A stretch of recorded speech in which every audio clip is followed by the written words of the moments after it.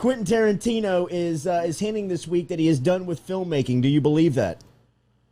He is someone who talks a lot whenever he's promoting pretty much every single movie. He'll say that he's working on a new movie with Jamie Foxx, a new one with Robert De Niro, a movie that's going to be set in space. And it's always something new. Projects live and die every now and then.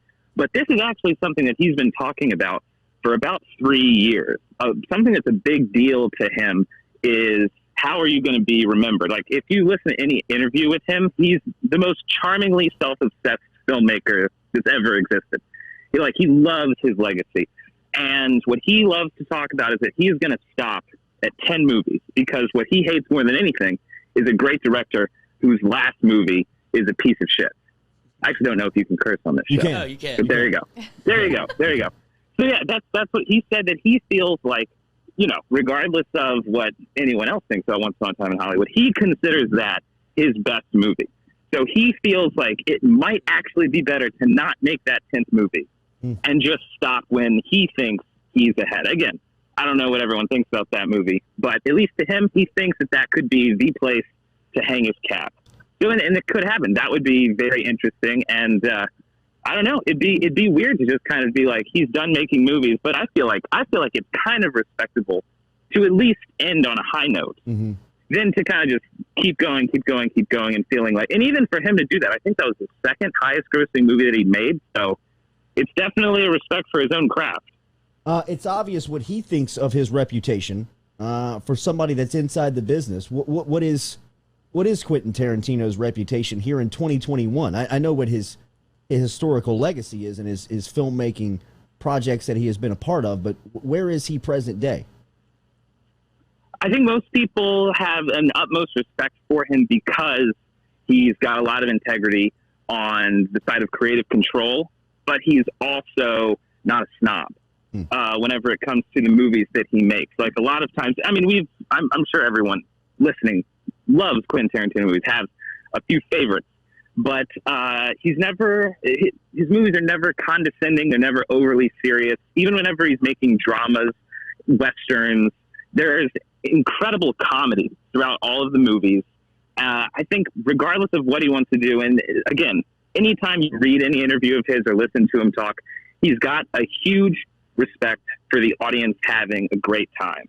And he's got a very unique voice, but that's like the thing he puts at the forefront. And I think, especially, with Hollywood, it kind of ebbs and flows in terms of the respect that it seems movies have for the audience. Sometimes, we get waves of these movies that are very boring, these movies that are very preachy, but he really tries to be in the system, but has a voice that he defines as respecting the audience having a good time. I think he's kept that over 2 decades, and I think that's why people like him. Would you say that's the hardest job to do as a director or writer, is to make a serious movie that's actually peppered with genuine laughs? I would think so. I don't know how and even in the last 3 years, he's kind of come out to talk a little bit more collaborative, talk about that he really focuses on hiring the best cinematographers, the best editors, because a lot of the stuff that he does that's funny is he'll have a really, really terrifying thing, like in Inglourious Basterds, whenever they're about to beat the one German soldier to death, and then they all look up at one of the the Inglourious Basterds, and then they're all about to kill him, and then it just freeze frames and this happy music plays, and it shows his title overhead. It gets a huge laugh every single time. But that's an editorial choice. I think he even said he didn't put that in the script. So I think yes, and I think it's not just the dialogue that's funny, but it's the technical aspect of filmmaking that's very funny. And so it's his movies are uniquely cinematic. I think that's another big reason why people love him. I've got Reservoir Dogs and Pulp Fiction as my 2 favorites. I loved Once Upon a Time in Hollywood. What is yours? Where is your pecking order? I remember it was weird. You just talked about the scene where Brad Pitt took off his shirt. Yes. I was surprised that that's the only thing you talked about when you saw it. Have you seen Fight Club? I mean, good God. For me, definitely Pulp Fiction, but I think Inglourious Basterds, every now and then, those are the 2 that are always fighting for it. I feel like that might even be up there with one of the more memorable of his. I was never a big fan of Kill Bill. I just never could. Me either. I can never really get into that. Is there anybody in Hollywood like him? Is there anybody that people point to as the next great director, or maybe not next great one, but next one that will stand out from the rest? I think that different genre that they focus on, but the filmmaker Ari Aster, who you would know him from writing and directing Midsommar and Hereditary. Okay. Oof. The first two movies he made, big on horror, and very, very, very scary movies. Yeah, those are tough. But if you watch them every now and then, it has those same little blips of jumping to different genres for small moments.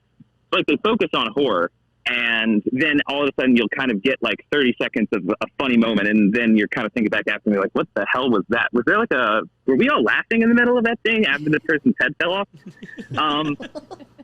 And I think he's about to come out with a drama with Joaquin Phoenix, which is people that have read the screenplay are saying they don't really know what to make of it. Like it could be good, it's going to be weird for sure. But I think that incredibly entertaining blending of genres, if he starts branching out and not doing just horror, he could have that same type of playing around with genres and entertaining audiences in many different ways. I think that could be someone that does that. Nate, I checked out Army of the Dead. I wasn't here last week, so I don't think y'all talked about it. But you mentioned it the week before, the Zack Snyder Army of the Dead. Have you seen it? Yeah. Oh What did you think? Yeah, I mean, it was rough. I mean, it was like A lot? It was a lot. I mean, I like a zombie movie, but it was not what I expected, first of all. But that was a lot of gore and just really weird for a zombie movie. It was like a heist. I mean, it was very strange. I will say I used to think that like one of the most brutal, like gore, violent scenes where you have to look away is the scene in The Revenant, wherever the bear goes after Leonardo DiCaprio. Yes. But the tiger attack Oh in my that gosh. movie. Spoilers. I know. Spoilers. Oh, well, you don't know. zombie You don't know tiger. what's happening. It's a zombie tiger. The zombie tiger's going to do something. Yeah, I mean, it is It kills the insane. lead. It's insane, yeah. Nathan, 5 Minute Critic. What's been how has it been making the move across the country, and what's the content? What's up right now? Well, right now I'm working on a series of videos. We're actually working on an ad series for just a local liquor company here right now in the area. Nice. And we're also, something we could talk about more next week, we're also working on the videos for the Louisiana Sports Hall of Fame, actually. Wow. Oh, good boy, Ronnie. Way to find a stud. That's right. Go out and find the best. Do you become the New York Minute Critic now? Okay. The New York Minute Critic. Ooh, I That's like that, an interesting Lloyd. title. I'll call you later, Lloyd. We can maybe I'll bring you on Shout board. the details. Have your legal department reach out to our legal department and see if we can't make something work. Is Broadway open? September. Oh, September. nice. Do they have anything set? Is it ready? Like, do they have some wheels in motion? I haven't taken the time to really look into what's going to be showing, but I really want to see Book of Mormon. Oh, It's so good. saw it It's in one New of my Orleans. favorites. I Yeah. imagine Same. Broadway's better. Nathan, one from a listener for you. Daniel Glenn asks, Nathan, he's wondering if Tarantino will ever make the Star Trek film he's hinted at for a long time. That's what I meant about the space movie. Like with him, it's weird. If you look up his IMDb, he's got like 15 movies in development. He said he wrote something. I honestly don't think that one's going to happen, but I would love for it to happen. Nathan, it's great to hear your voice here on this crisp New York morning as you sound very alive. 10 a.m. over there, dude. He's awake. Half the day's gone Enjoy by. the weekend, buddy. We will talk to you next week.